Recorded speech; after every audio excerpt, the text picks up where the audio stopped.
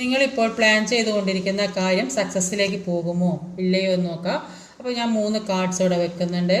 അപ്പോൾ ഒന്ന് സെലക്ട് ചെയ്യുക. അപ്പോൾ നിങ്ങൾ ആഗ്രഹിക്കുന്ന കാര്യം നടക്കുമോ ഇല്ലയോ എന്നൊക്കെ 3 കാർഡ് ഇവിടെ വെച്ചിട്ടുണ്ട്. അപ്പോൾ ഒന്ന് സെലക്ട് ചെയ്യുക. ഇത് first card, second card, third card.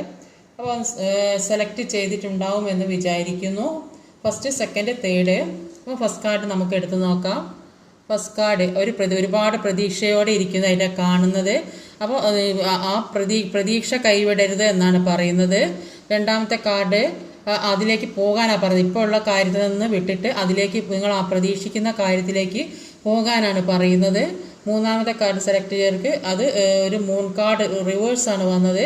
അത് സക്സസ് ആവും എന്നാണ് കാണുന്നത്. കാരണം ഇത് റിവേഴ്സ് വന്നാൽ ഇത് ഇങ്ങനെ വന്നിട്ടുണ്ടെങ്കിൽ അത് നിരാശാജനകമാണ്. അപ്പോൾ ഇത് റിവേഴ്സാണ് വന്നത്. അതുമ്പോൾ നിങ്ങൾ സക്സസ്സിലേക്കാവും എന്നാണ് കാണുന്നത്. സെക്കൻഡ് കാർഡ് നിങ്ങൾ ഇപ്പോൾ ഉള്ളതിൽ നിന്ന് മാറിപ്പോകാനാണ് പറയുന്നത്. ഇത് ഒരു പ്രതീക്ഷിച്ചിരിക്കുന്നതായിട്ടാണ് കാണുന്നത്. ആ കാര്യത്തിന് വേണ്ടി പ്രതീക്ഷിച്ചിരിക്കുന്നു എന്നാണ് കാണുന്നത്. പ്രതീക്ഷ കൈവിടരുതെന്നും